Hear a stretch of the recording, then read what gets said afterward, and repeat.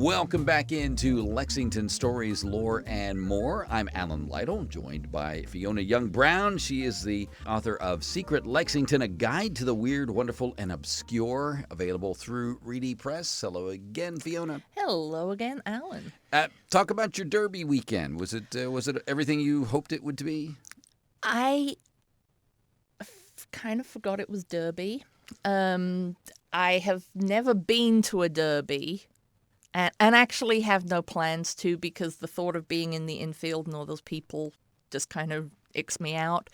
But actually this year I was sick as well. So my husband got to go to Derby parties and I lay home on the couch reading. And then at one point quickly remembered it was the Derby. So kind of quickly got online to see what was going on. And were you getting these increasingly, how are you doing texts, or did he completely forget you?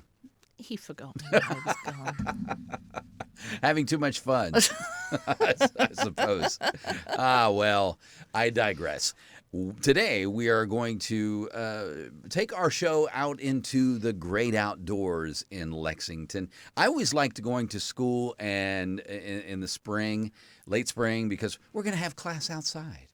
Well, today, we're going to have our podcast squarely outside, because we're going to be talking about some of the great places in our town where you can enjoy nature, get your steps in if you're into the fitness craze, and just enjoy yourself, like forest bathing, if you will.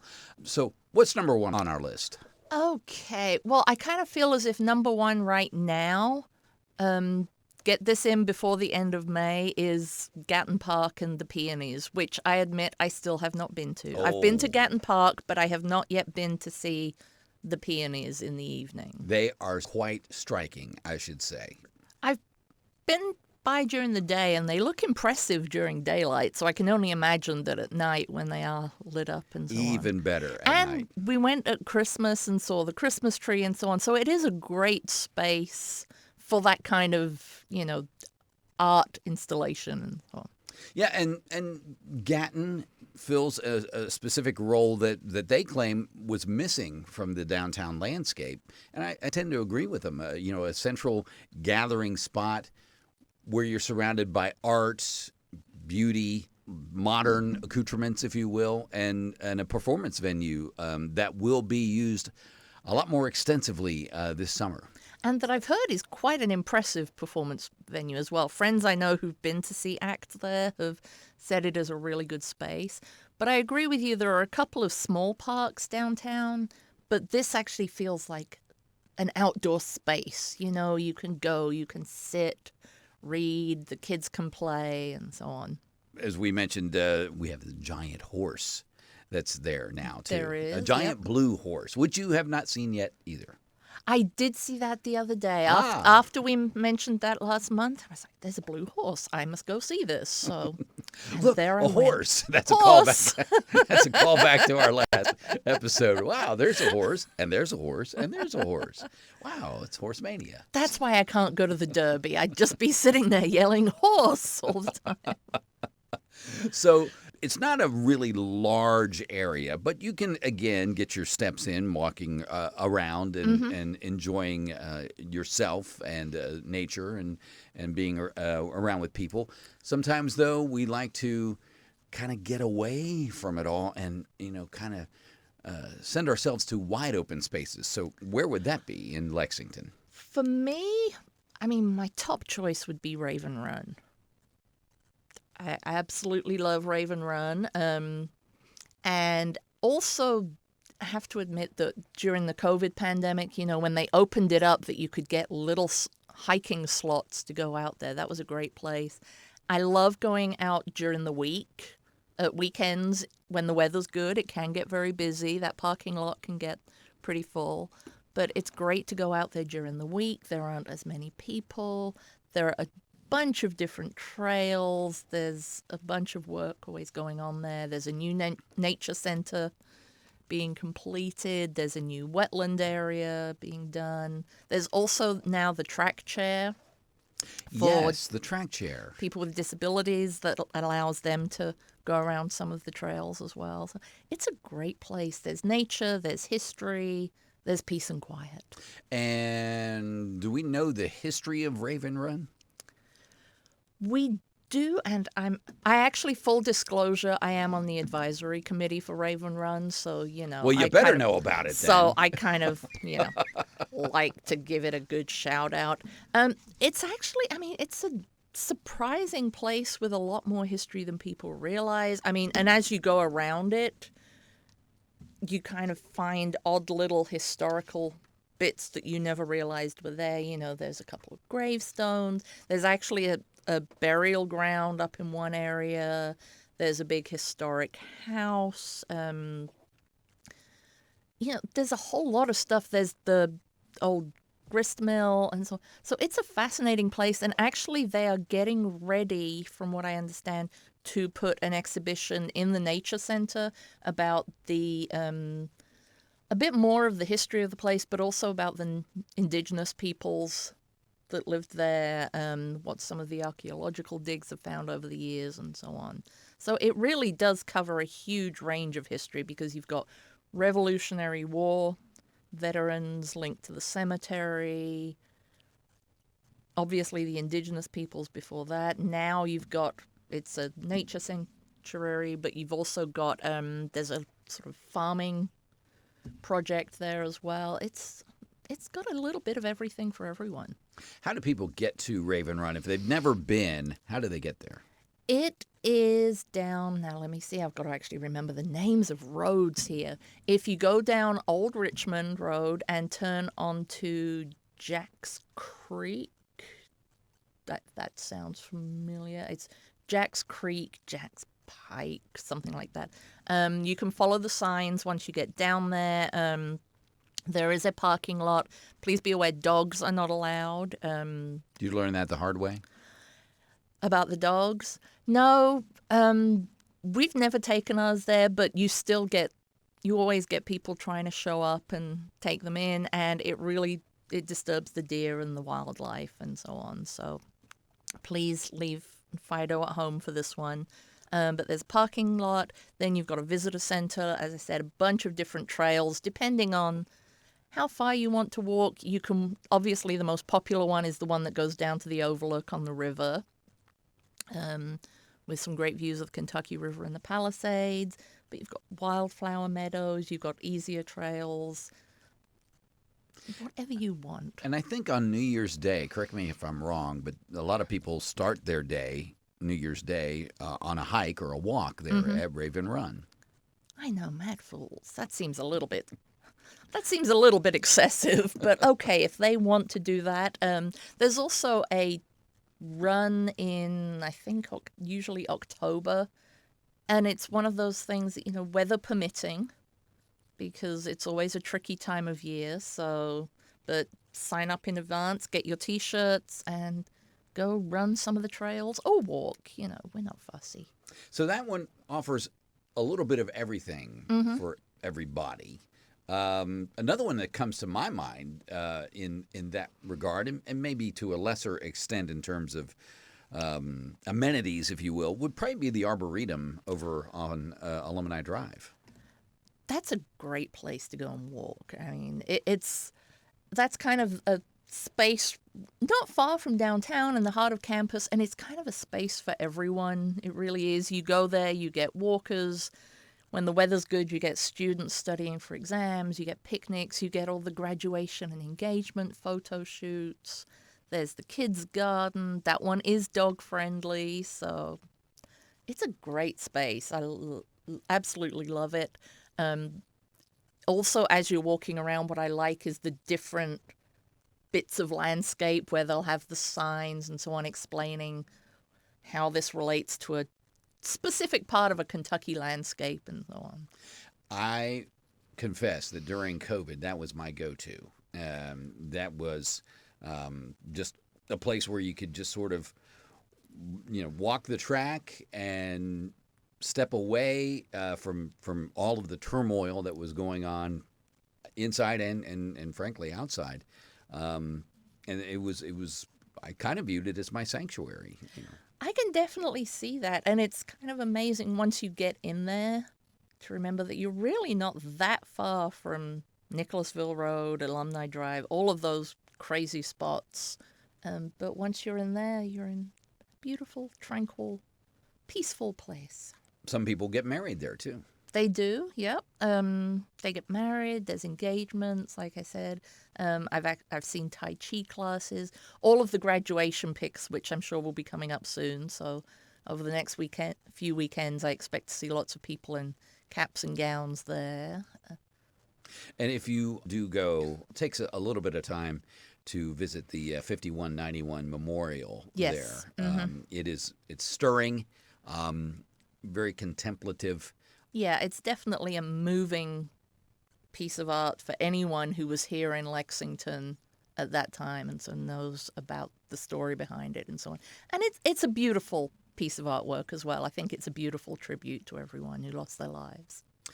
Moving on, what would be your next one on your list? This is one that I actually amazingly only discovered just before the pandemic.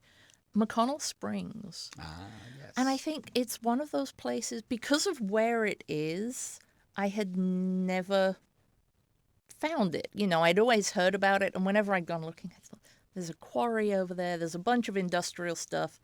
There's no way there's a park behind there. There's no way. It used to be a dump. I mean, that's the thing. It used to be a dump. And then one day I decided I was actually going to follow the trails and find it. And you said how the Arboretum kind of became your place. Yes, that was my during go-to. COVID. Yes. Mine was McConnell Springs. I'd quickly go online as soon as there were any available spots. And it's another odd little space because you get inside and you have no idea that there's all of that industry around it. It's a fairly small place to wander around, but it's great, if you're working downtown or something, if you just want to get away for a bit, go for a walk. Again, there's some interesting historical things there. There's the giant bur oak in there, which seems to be held up by an impressive array of scaffolding and hoping for the best.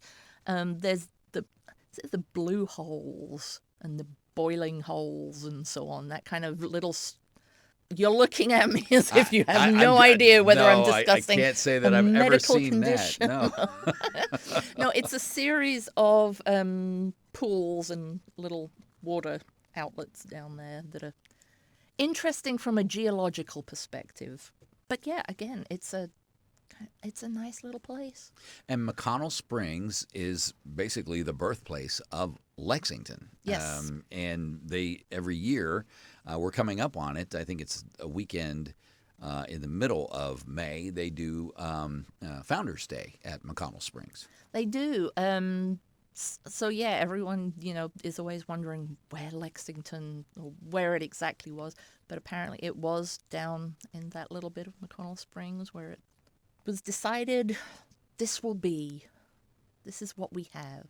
And now here we are. That's right. 251 years later. Yes. Indeed.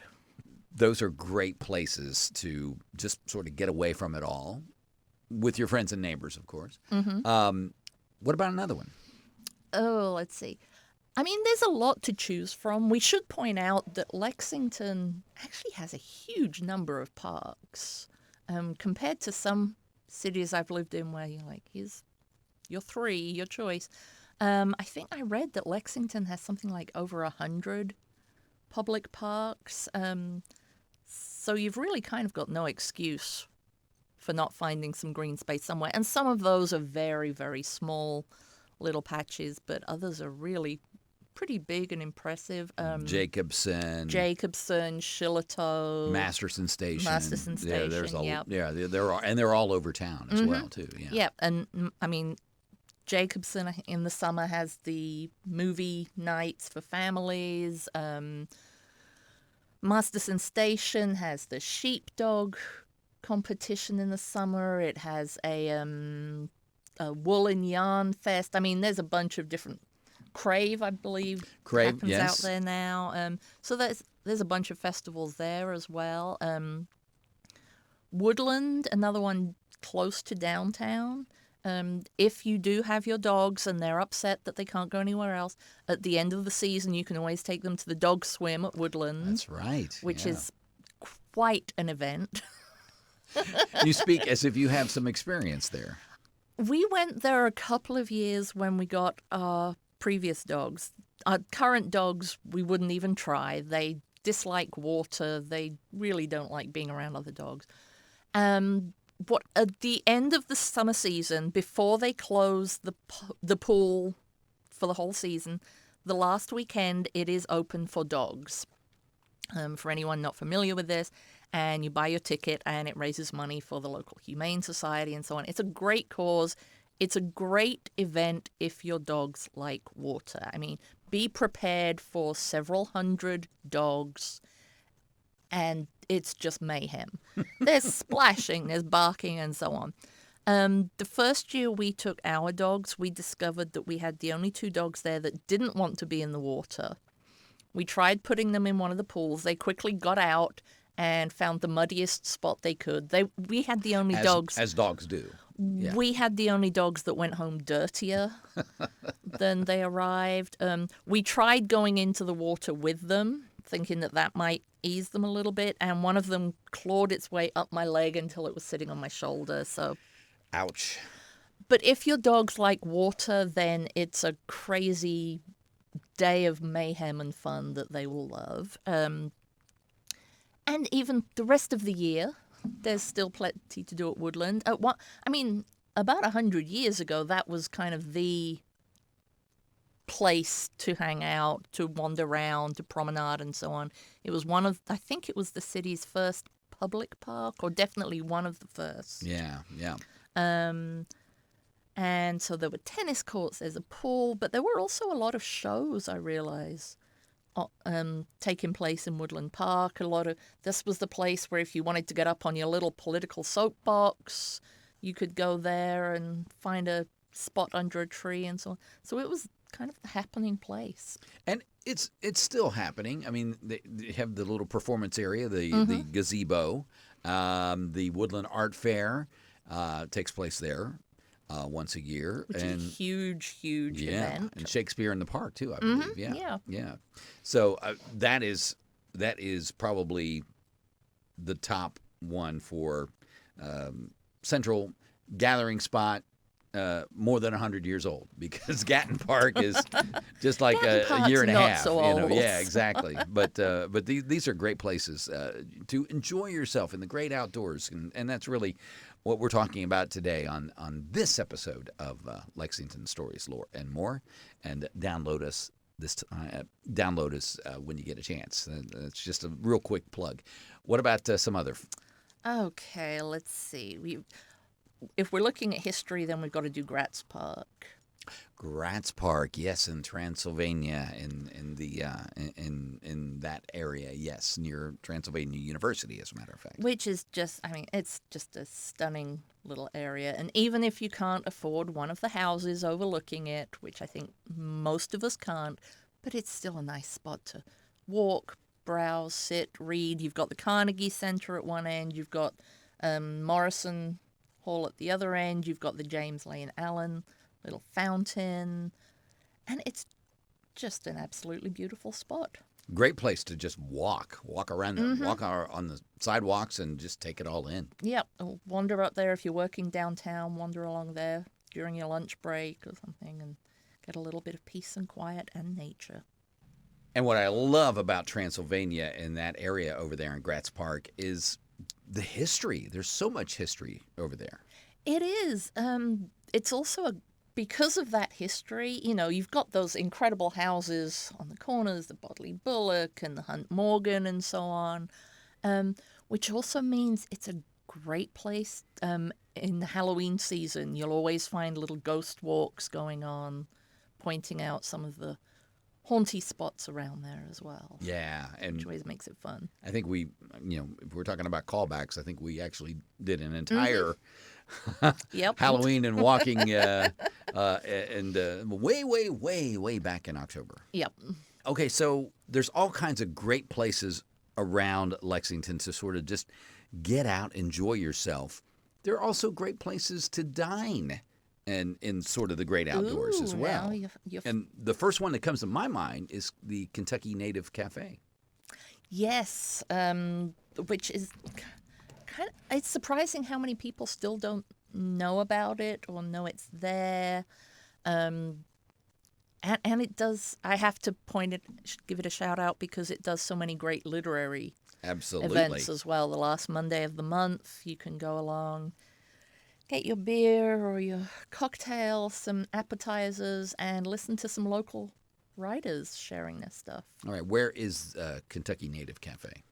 Does it count as High Street? I get all of those. Yes, it's off High Street, in fact, and it's just tucked away, and you wouldn't even know that it's there. Yeah. I think, and I think that's why so many people don't realize, because, when you think of all the traffic, cars and pedestrian that goes along there every day, but it's actually very easy to just not notice it. There have been recently a concept called forest bathing. Mm-hmm. So where would a person who's decided I need to do some forest bathing around Lexington, where would they go for that? Ooh, good question. I think now, obviously, Raven Run we'd mentioned. Now, if you wanted to do, I'm not sure if they do guided forest bathing, but they really should. There's a private nature sanctuary in town, or in Fayette County, that very few people know about, called Flora Cliff. And that is right down on the Kentucky River, in the same kind of region as Raven Run, if you look at it on a map. It is only accessible for events. But those events include guided walks, sunset walks every month, bird watching walks, wildflowers, creative writing, and so on. And each walk is just a small group of you with a guide showing you some of the nature in there. And I would say if they don't do a forest bathing one, they definitely need to. So if any of them are listening, or when I see you next week, I will remind you, forest bathing is what you should be doing. I'm trying to think of other places. I mean, honestly, Lexington Cemetery is a great place to just go walking among the trees. It's not exactly forest bathing as such, but... You are surrounded by nature and no one's talking. Yes. If they are, run. If they are, then... But yes, it's very picturesque. It's very lovely. And I always, I'm one of those people that has always enjoyed walking through cemeteries and burial grounds. And again, they're very peaceful places. And Lexington Cemetery, with its cherry blossoms and its gardens and so on, really is one of the ones. I know in the spring you always see everyone quickly asking online, are the cherry blossoms out yet? Is now a good time to go? It's kind of a thing. It is.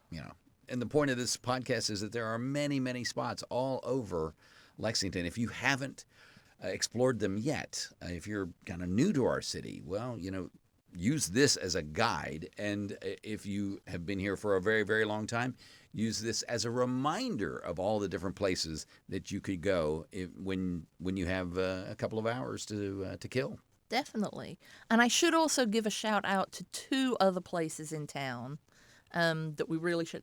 Ashland, the Henry Clay Estate, which does have some beautiful gardens. The Peony Garden at the moment is particularly popular. And obviously in the fall, you've got all the golden ginkgo trees nearby. Plus, for dining outside, the Ginkgo Cafe on their site, if it's not open yet, it should be within the next few weeks. So that's another good one to go and wander.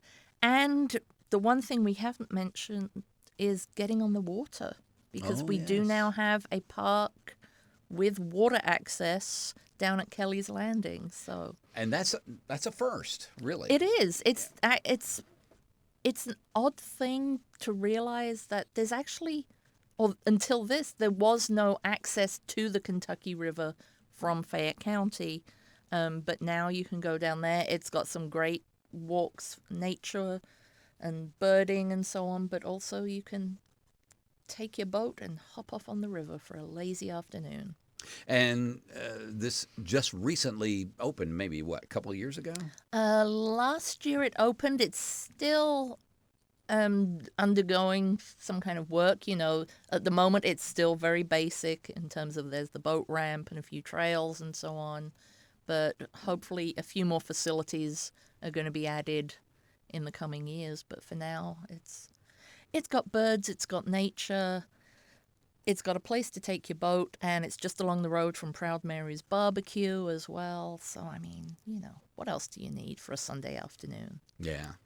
And I understand there are some places that you can ride your horse in Lexington as well. Of course. I mean, this is Lexington. I mean, Look, there's a I'm horse. not There's a entirely horse. unconvinced that you can't just ride your horse anywhere and then make an argument for it. No law against it, I'm sure. Yeah. But Heisel Park out off of in the Bryan Station Hume Road area is a former farm that is now it's kept very much as kind of a wild natural area as opposed to sort of what we typically think of as a park. There are a few mowed trails, but that's it. You're not going to find a children's playground area and so on. But there are stables out there, so a lot of people can take their horses. It's a great place for walking again because those trails are kind of a little more natural. There's also an archery range out there, so if you're walking, don't go near the archery range would be my advice.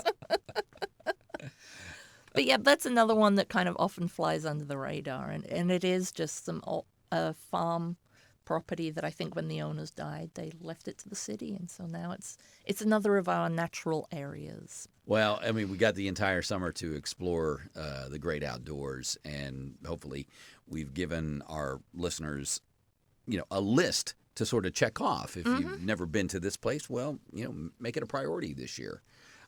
If you have, and it's been a while, put those shoes back on and get out there and enjoy yourself. There you go. Or if you really want to challenge yourself, you could get a list of all of the parks in Lexington and go to visit all of them. Well, and let's see. I will let you take care of that. You could go to the Lexington Parks website and just see all of the different locations and all of the different programs that they sponsor. It's just an incredible amount of programs there. They do a huge number of programs throughout the year, especially in the summer while the kids are out of school and so on.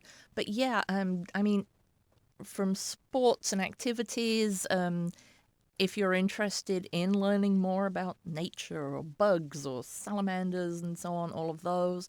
I should also point out the Parks and Rec website also has a great little place where you can check on any updates that are being done at any of the parks. So you don't have to drive along to one and then find it's closed because the parking lot is being resurfaced or whatever. Yeah. So that's a good place to check before you do go. And, since gas prices are now sky high, you certainly don't want to waste one moment burning gasoline that you could save, So I think one tank trips are going to be much more popular this summer as an aside. But, it's even better if you're just out on foot or bicycling through our many trails as well. There you go. You could also bicycle along the Legacy Trail? Thank you. Yay! Yes. My brain had gone blank. I was like, horse park. It goes. You can take the Legacy Trail all the way out to the horse park from downtown. And I've walked parts of it, and one day I have this, I keep telling myself that one day I'll just walk the whole thing. And wow. That would be quite the undertaking. Because I do enjoy because it starts in downtown on the east side there. Near the Isaac Murphy In the Isaac Garden. Murphy Memorial Art Garden. And yes. then you can take it walk all the way to the Kentucky Horse Park There you go. and back. If you want. Or just call an Uber from the other end. Yeah, that's what Call a friend. and you know, the Legacy is just one of many trails in Lexington that you can explore as well. Yep, there's also the Brighton Place Trail over on the other side of town. And of course, you know, just if you want something shorter, then one of the trails we've mentioned in the various parks, the Arboretum, has some great little trails. And the Town Branch Trail Yes. that goes now through downtown Yep. Lexington as well. So, really, no excuse not to get out there and explore. You know, weather permitting, of course, but you know, we're going to have some longer days ahead, and there's more time, hopefully, for you to explore some of the great things that make Lexington the greatest city in the world, if you really want to talk about it that way. I expect to see all of those trails packed this summer with listeners that are now lacing up their shoes and getting out there. And a lot of these natural areas that we've been talking about, some of them can be found in your book, A Guide to the Weird, Wonderful, and Obscure. Of course, Secret Lexington comes before that, but A Guide to the Weird, Wonderful, and Obscure. They can, and so not only can you go for a walk, you can take a book, you can read the book as you're going, you can learn about the things you're seeing. It's just an educational, natural exercise health package all in one. I had no idea I was creating something so incredible. Consider this book your compendium to this this podcast that you're listening to right now. Now, how much would you pay? Even just sitting outdoors and reading, get your vitamin D, get your dose of fresh air, and you will feel so much better for it. Well, that will wrap it up for this edition of Lexington Stories, Lore, and More.